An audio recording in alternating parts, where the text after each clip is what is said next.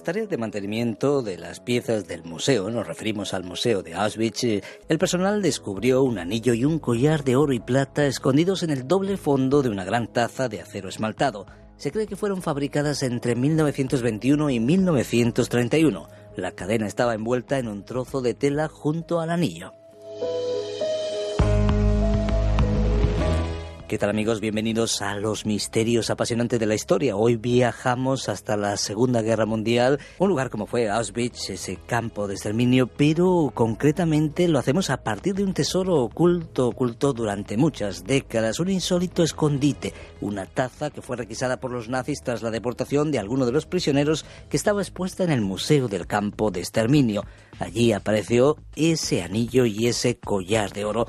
A partir de este hallazgo, dialogamos con nuestro experto, con Shai Shemer, sobre Auschwitz y todo lo que implicó, algunos datos, algunos enigmas al descubierto. ¿Qué tal, Shai? ¿Cómo estamos? Bien hallados, muchas gracias.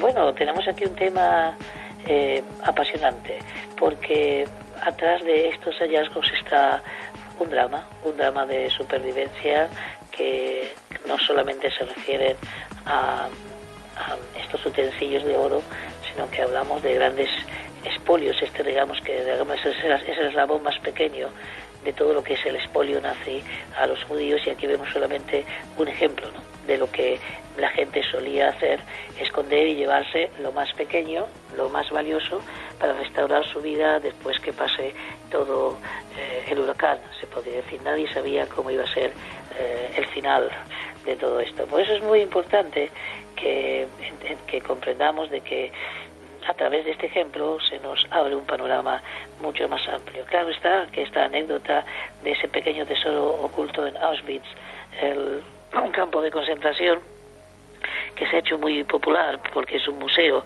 y porque realmente allí se ha llevado a cabo uno de los más macabros exterminios de una etnia o de un pueblo, o de lo que los nazis denominaban la solución final del pueblo judío, entre otros asesinatos que se realizaron. Este estaba especialmente planeado, y lo que se ha hallado es este tema de ocultación de objetos valiosos, que demuestra que había deportaciones, había miedos, y que también había esperanza, y llevaban sus objetos más preciados, y estos objetos más preciados pasaban a manos de sus opresores, pero indudablemente que las casas eran requisadas antes, eran no solamente requisadas sino también expropiadas, las cuentas de banco eran expoliadas, y hablamos de todo tipo de estrato social. Hablamos también de estratos sociales de mucho dinero, y de dinero de familias aristócratas judías que su fortuna era de dominio público.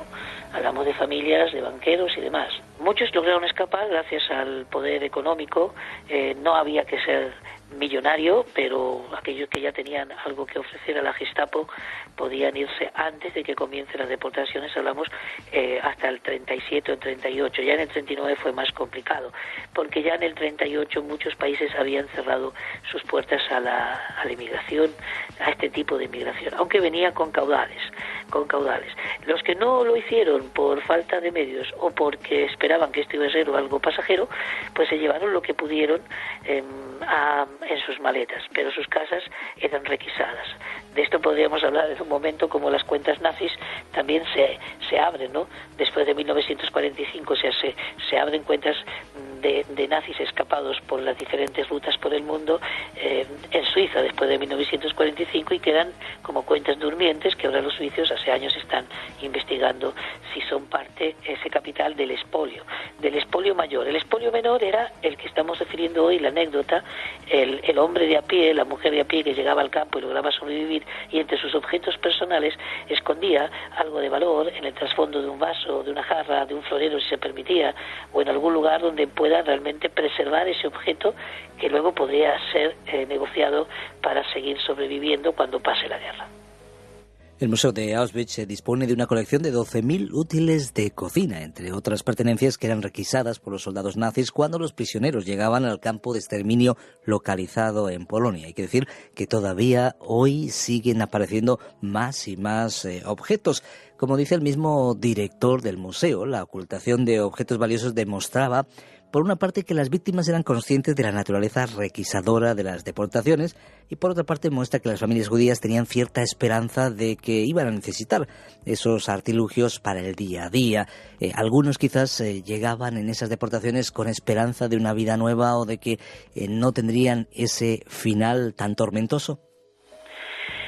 Bueno, eso era lo que también los nazis transmitían al llegar a los campos, y además, ¿cómo se les iba a ocurrir? ¿A quién se le podía ocurrir que esas atrocidades estaban siendo llevadas a cabo por un plan maquiavélico contra personas de fe judía que no tenían nada que ver con la guerra y que fueron asesinados por los sistemas más odiosos, eficaces en cuanto a exterminio y más fríos que se haya imaginado en la humanidad? No obstante, de esto se trató de sacar un beneficio pingüe, y no son solo leyendas. Es decir, se utilizó mucho de sus cabellos para colchones, sus gafas de metales, sus dientes de oro, cabellos de mujeres, y también llegan a asegurar que la grasa de los cuerpos fue usada para hacer jabón. Muchos están en contra de estas aseveraciones, pero hay muchas pruebas ya, siempre las hubo, pero cada vez más, de que esto se hizo de una manera o de otra. Así que hubo grandes beneficiarios de todo este expolio, y en el Museo de Auschwitz llegamos, como dije al principio del programa, al eslabón más pequeño, o el último eslabón de la cadena.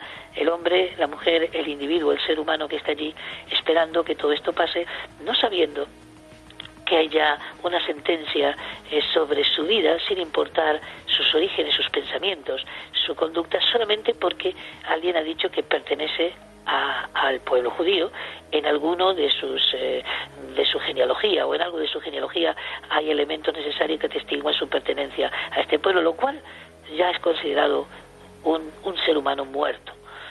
Frente a este desconocimiento de este destino y de este ocultamiento, abrigaban la esperanza de que todo esto pase. Y el ambiente de cierta paz o hermetismo que les rodeaba era necesario para poder sofocar o no incitar a una rebelión. Por lo tanto, vemos aquí algo macabro, ¿no? En esta esperanza hay un desconocimiento del drama que hoy conocemos después de los hechos. Sin duda sigue ese drama y esa reacción a un auténtico genocidio. Ahora, en estas personas que escondían sus pequeños tesoros encontramos una mezcla de temor y de esperanza. ¿Qué más sabemos del día a día en Auschwitz y también de ese expolio que se realizó a todo un pueblo? Bueno, nosotros sabemos que muchas personas que fueron llevadas a los campos lograron abrir sus cuentas en Suiza. Se llevaron en los bolsillos lo que se podían llevar en la cadena de requisamientos que había.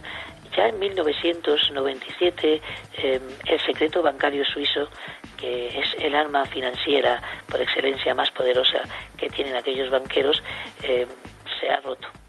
Y por el holocausto justamente de los judíos, la Asociación de Banqueros Suizos publica una lista con casi 2.000 titulares de cuentas bancarias que se llaman cuentas bancarias durmientes, que se abrieron en Suiza hasta 1945, y por supuesto que entre esas cuentas no solo había judíos, pero había muchos judíos, sino también españoles, ¿no? Como Ramón Serrano Suñer, el ministro de Exteriores de la época, de aquella década o de aquella época en el gobierno de Franco.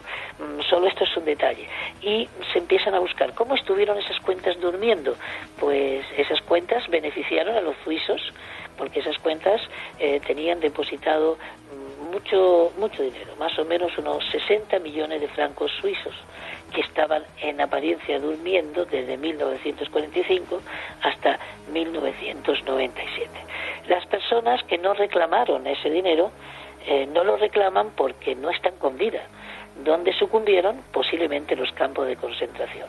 No solamente esas tazas con doble fondo y esos objetos de ocultamiento albergaban la esperanza, sino que algunos lograron también abrir sus cuentas en Suiza y depositar su dinero. A ellos les esperaba después de la guerra un suculento no botín, sino una cantidad de dinero para iniciar la vida, pero nunca llegaron a reclamarlo.